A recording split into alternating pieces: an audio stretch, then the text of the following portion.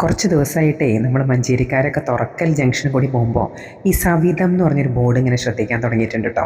ഇവിടെ മുമ്പ് പണ്ടൊരു കഫീറ്റാഡ് എന്ന് പറഞ്ഞൊരു കഫേയൊക്കെ ഉണ്ടായി പൂട്ടിപ്പോയ സ്ഥലമാണ്. അപ്പോൾ ഇതേതാണെന്ന് വിരിച്ചൊന്ന് കയറി നോക്കിയതാണ് കേട്ടോ.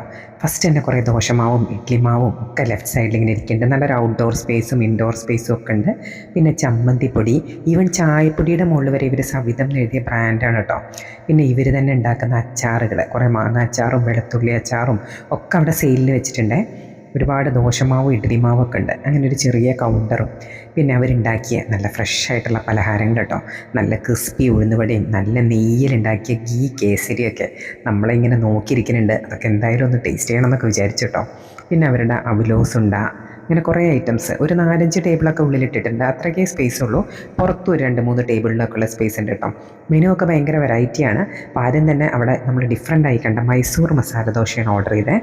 മൈസൂർ മസാല ദോശ എന്ന് പറഞ്ഞാൽ ഈ ചമ്മന്തിപ്പൊടിയൊക്കെ ഇങ്ങനെ നല്ല ക്രിസ്പി ആയിട്ട് ദോശ ഉണ്ടാക്കിയിട്ട് ചമ്മന്തിപ്പൊടിയൊക്കെ വെതറിയിട്ട് അതിൻ്റെ ഉള്ളിൽ ഒരു മസാല നിറച്ചതാണ് കേട്ടോ. നമ്മൾ സാധാ പൊട്ടറ്റോ മസാലയല്ല, കുറച്ച് വെറൈറ്റി ആയിട്ടുള്ളൊരു മസാലയാണ്, നല്ല സ്പൈസിയാണ്. പിന്നെ റിയു ഓർഡർ ചെയ്തത് ഈ ഗീ പൊടിദോശ. ഗീ പൊടിദോശ എന്ന് പറഞ്ഞാൽ വലിയ ഗീ റോസ്റ്റ് പോലെ പരത്തി നല്ല ക്രിസ്പിയാണ്. അതിനകത്ത് ഇങ്ങനെ ഈ ചമ്മന്തിപ്പൊടിയാണ് തോന്നുന്നു, ഈ പൊടി ഇങ്ങനെ ഫുള്ള് വെത്തറിയിട്ടുണ്ട്.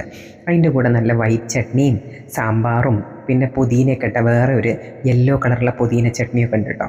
പിന്നെ അതിൻ്റെ കൂടെ കുടിക്കാൻ നല്ല കിഡിലൻ ഫിൽറ്റർ കോഫി. ആഹാ, പിന്നെ എന്ത് വേണമല്ലേ. ഇങ്ങനെ ഫിൽറ്റർ കോഫിയൊന്നും നമ്മുടെ നാട്ടിൽ അങ്ങനെ കിട്ടാറേ ഇല്ല. മഞ്ചേരിയൊന്നും കിട്ടുന്ന കടകൾ തന്നെ ഉണ്ടായിട്ടില്ല.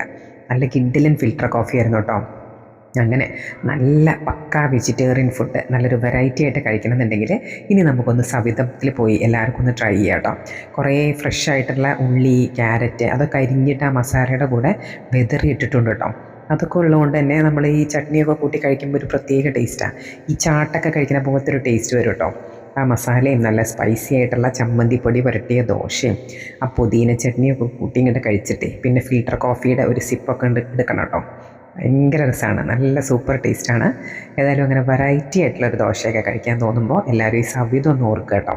മഞ്ചേരിക്കാർക്ക് പറ്റിയൊരു സ്പോട്ടാണ്. വെജ് ഫുഡ് ഇഷ്ടമുള്ളവർക്ക് നല്ല ടിപ്പിക്കൽ വെജിറ്റേറിയൻ ഫുഡ്.